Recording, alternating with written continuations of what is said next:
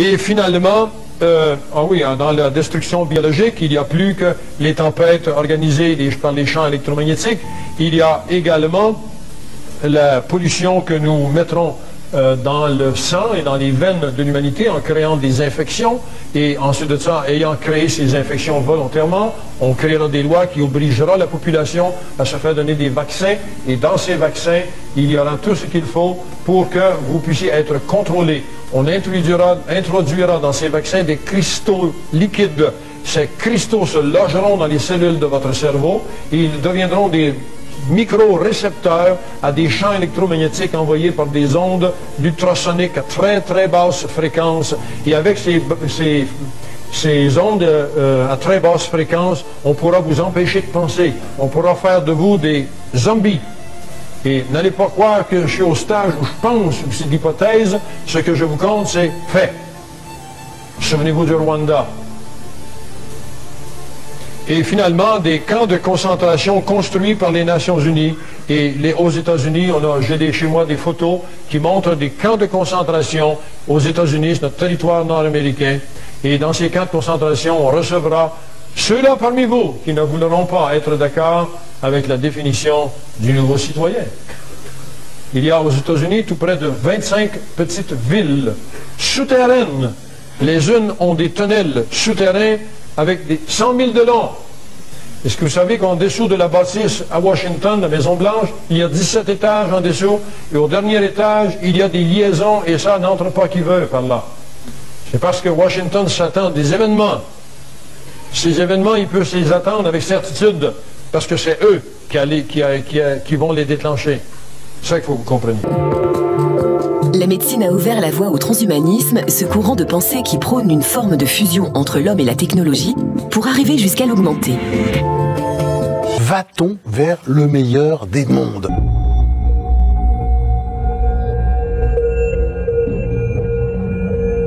Ce qu'il y a de radicalement nouveau, c'est la volonté de l'espèce humaine d'agir sur elle-même de manière rationnelle à partir d'un plan. Même si l'évolution a procédé par bricolage, sans plan préétabli justement, lorsque des êtres humains prétendent devenir les ingénieurs de cette histoire, il y a une sorte de démesure qui peut évidemment se retourner contre eux. La neurorévolution, elle débute maintenant. La technologie est là, et l'idéologie transhumaniste est là. Et des entreprises dotées de moyens quasi illimités sont là. Le projet de Google, finalement, c'est de s'appuyer sur les NBIC pour développer une vision transhumaniste de l'humanité, neurotechnologique, avec un vrai messianisme politique. Le business n'est pas le problème. Le problème, c'est changer l'homme. Lisez bien ce qu'ont écrit les dirigeants de Google. Ils sont messianiques. Ce ne sont pas seulement des entrepreneurs. Je répète ce que je disais tout à l'heure parce que je le crois très sincèrement. Il va falloir notre engagement politique, au sens de politico-philosophique, politico-moral, politico-éthique de tous, dans les décennies qui viennent pour réussir cette transformation. Parce que nous ne vivons pas une révolution technologique schumpeterienne comme la vapeur ou l'électricité. Nous vivons un changement de civilisation. Il est clair qu'il y a aujourd'hui dans la Silicon Valley un mouvement philosophique extrêmement puissant qu'on appelle le transhumanisme et qui veut changer l'homme et de façon irréversible. Nous téléchargerons très bientôt, je cite, notre conscience sur des machines, ce qui nous procurera une forme d'immortalité. Donc il y aura ce passage de la conscience vers le monde numérique après la mort biologique du cerveau, la conscience numérisée. En tant que scientifique, je ne peux pas vous dire que c'est impossible. Faut-il craindre l'intelligence artificielle? Qu'est-ce que vous répondez? En intelligence artificielle, des références plus ou moins explicites d'ailleurs au golem. Ça peut d'ailleurs aussi faire l'objet de réflexions dans la tradition kabbalistique juive. Pas très loin de ce sur quoi vous travaillez? Non, ça n'est pas très loin. Et d'ailleurs, un grand savant, un grand érudit, Herschel Scholem, qui était un commentateur du golem, qui donc a beaucoup écrit dessus, a écrit un petit texte extrêmement beau au moment où on a créé le premier ordinateur en Israël et qui s'appelait Golem, qui s'est appelé Golem justement.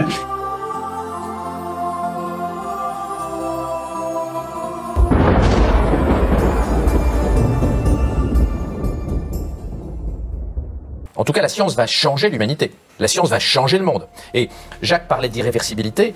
Il est clair qu'il y a aujourd'hui dans la Silicon Valley un mouvement philosophique extrêmement puissant qu'on appelle le transhumanisme et qui veut changer l'homme et de façon irréversible pour le rendre immortel. Changer l'homme, c'est-à-dire le rendre immortel, l'augmenter sur le plan génétique et puis sur le plan neurologique pour en faire une espèce de c'est quoi c'est comme des OGM quoi, c'est ça qu'on va faire. Oui, ça passe par des modifications génétiques qui se transmettent de génération en génération et vous savez bien que le projet des dirigeants de Google est de nous rendre immortels. D'ailleurs, ils ont créé plusieurs entreprises destinées à permettre l'immortalité, c'est-à-dire ou en tout cas une augmentation très forte de notre espérance de vie. C'est emmerdant l'immortalité, qu'est-ce qu'on va s'en bien. Moi j'ai des choses à faire pour 1000 ans, je pense que Jacques au moins autant. Il n'y a que les déprimés qui veulent mourir à 75 ans.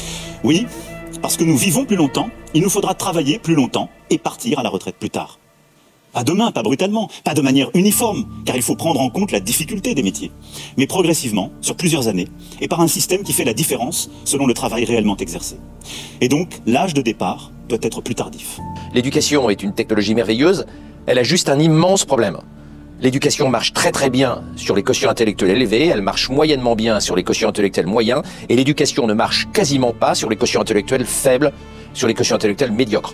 Autrement dit, investir sur l'école, former les gens, ça profite d'abord aux gens les plus intelligents. Toutes les études montrent que les gens qui ont des capacités intellectuelles moyennes, hélas, ne bénéficient pas beaucoup du système éducatif. On le voit tous les jours. D'expliquer un truc compliqué à un polytechnicien, c'est plus facile et ça va plus vite que de l'expliquer à un cantonnier. C'est vrai, c'est pas politiquement correct, mais c'est la réalité, l'horrible réalité. C'était malade.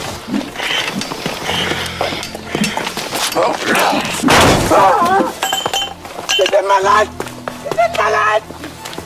C'est des malades! C'est déjà le cas, non? Ça va être bien pire. Il y a, dans le monde d'aujourd'hui, de la place pour des gens qui n'ont pas une forte intelligence conceptuelle.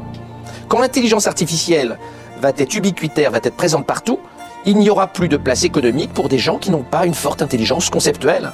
C'est horrible à dire, mais progressivement, dans les décennies qui viennent, la place des gens qui n'ont pas une intelligence conceptuelle forte va être difficile à trouver. Et donc en maintenant des inégalités intellectuelles fortes entre les gens, on va créer en réalité des inégalités sociales explosives.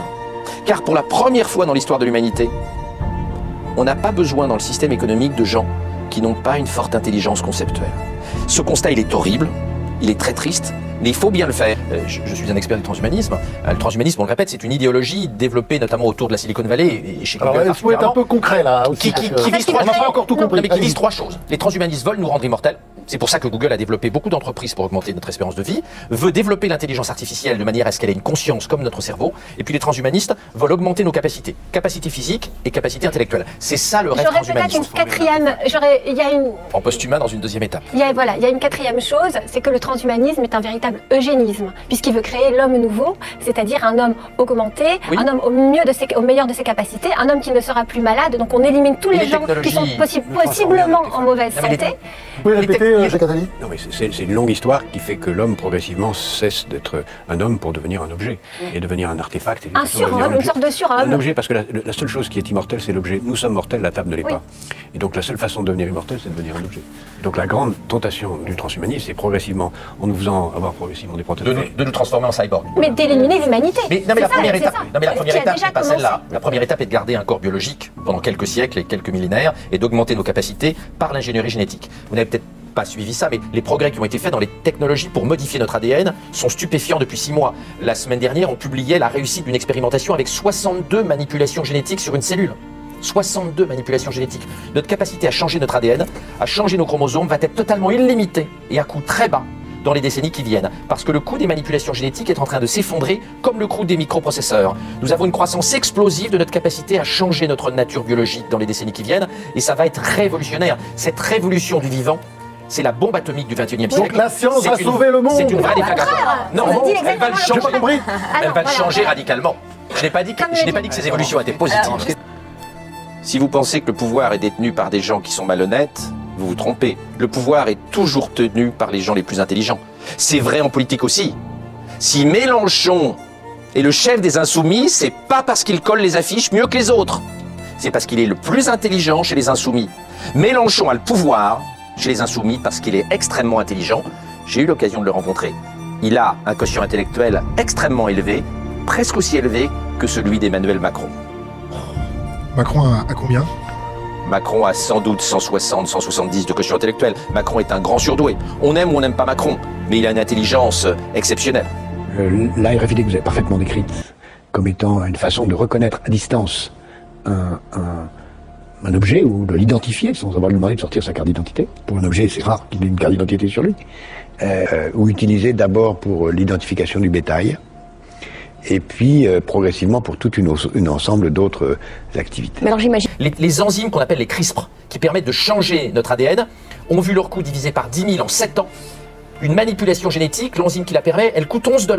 Elle va bientôt coûter 1 $ par manipulation génétique. Eh bien, 1 $ pour une manipulation génétique, ce sera accessible au Sénégal. Donc le problème de ces technologies-là n'est pas à moyen terme. Le problème de leur accessibilité tout autour du monde, c'est la question éthique et politique. Que faisons-nous de notre humanité? Où allons-nous? Quel corps développons-nous dans les années qui viennent? C'est une question éthique. En termes de sécurité sanitaire, de pouvoir tracer l'origine des produits agricoles depuis leur conception jusqu'à leur consommation. Tout ça donne une traçabilité sur les objets absolument gigantesque, encore à venir. Sur les personnes aussi, on peut imaginer une traçabilité encore plus grande. Parce que sur les objets on connaît, mais sur les organismes vivants, que ce soit les animaux ou les êtres humains, qui pourront avoir une puce électronique implantée dans le corps. Avant de parler de l'implantation de l'organisme vivant, il faut regarder tout ce qui va se passer aussi sur les moyens de paiement et sur la surveillance même dans la vie quotidienne de nos enfants ou de nos petits-enfants. Bientôt, on va pouvoir avoir dans les grands magasins, dans les magasins de grande surface, des caddies intelligents qui vont, lorsque vous passez devant un rayon, vous montrer sur un écran de télévision, grâce à des RFID, l'historique et le détail, avec la publicité nécessaire, des produits dans lesquels vous passez. Ensuite, vous le mettez dans votre caddie et vous sortez du magasin sans payer, puisqu'on aura sur soi une carte RFID qui va vous identifier votre compte bancaire et... En payant mais sans s'arrêter à la caisse, vous voulez dire? Oui, on paiera mais sans s'arrêter à la caisse. Mon téléchargeur pourrait même aller plus loin parce que... Tellement rapide. Elle prend tellement la forme d'un tsunami technologique qu'aujourd'hui elle dépasse les politiques et que les politiques ont 20 ans de retard. Quelles sont les politiques qui s'intéressent au futur, qui sont capables de théoriser ça, qui sont capables de préparer l'avenir? On les compte sur les doigts d'une main. À côté d'un Emmanuel Macron qui s'intéresse au futur, la plupart des politiques sont des petits politicards minables qui ne raisonnent qu'à très court terme. En réalité, les élites politiques de droite et de gauche ont déjà intégré le paradigme de Harari. C'est-à-dire on va avoir un petit groupe de 10 à 15% de la population tout mouillé qui va gérer le monde de demain et qui va organiser l'intelligence artificielle. Puis on va avoir une masse très importante de gens qui n'auront pas une formation adéquate et puis qu'on va mettre à la fin au revenu universel. Et le revenu universel, c'est une idée extrêmement conservatrice. C'est pas une idée bienveillante. Le revenu universel, ça veut dire nous n'allons pas moderniser l'école parce que c'est trop compliqué de moderniser l'école. On va vous foutre dans un coin, on va vous donner de quoi vous payer la télé-réalité et du pain, et on va surtout pas essayer de vous rendre compétitif de l'intelligence artificielle. Tout ce qu'on peut imaginer, c'est tout ce qui permettra, soit de façon positive, soit de façon inquiétante, de surveiller les gens. On pourra vouloir... on a parlé de mettre des puces RFID sur des nourrissons dans des maternités. D'abord, on pourra mettre sous forme de bracelet, en effet, des puces RFID pour identifier les nourrissons et savoir où ils sont en permanence. Ouais, donc, j'ai pas grand-chose à dire. Vous êtes pour l'euthanasie ou pas?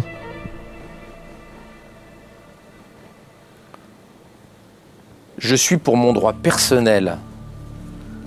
À disposer de votre vie? À disposer de ma vie et de ma mort. Je suis totalement hostile à une euthanasie d'État, à une euthanasie imposée, totalement opposée. Pour ou contre l'euthanasie, docteur? Moi, je suis pour l'euthanasie, mais c'est normal, je suis un libéral, donc je suis pour l'euthanasie quand on le choisit, hein, pas l'euthanasie décidée par l'État. Je suis pour le mariage gay, je suis pour la GPA, je suis pour la PMA, et pour des raisons politiques, pour des raisons religieuses, ils s'opposent à ce qui serait une vraie réforme moderne, qui serait une euthanasie encadrée, hein, une euthanasie régulée, avec des collèges de médecins pour vérifier que les gens ne sont pas simplement déprimés, mais qu'ils sont vraiment gravement malades.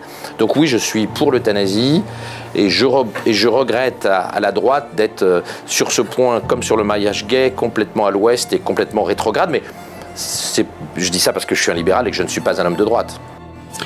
Aucun gouvernement n'osera plus aujourd'hui revenir sur l'état d'urgence. C'est ce qu'a annoncé Manuel Valls. Aucun gouvernement. Vous nous dites qu'on ne pourra plus sortir de l'état d'urgence? Non, je pense qu'on n'en sortira plus jamais parce que tout gouvernement qui sortirait de l'état d'urgence donnerait le sentiment d'une faiblesse. C'est malheureusement aussi absurde que le principe de précaution, qui lui-même est excessif, mais dont plus personne ne peut sortir. Donc on crée parfois involontairement des irréversibilités. Nous sommes en état d'urgence, mais par nature, nous devons en permanence être dans un état d'urgence, et le fait de le signifier par des institutions ne fait que exprimer une réalité.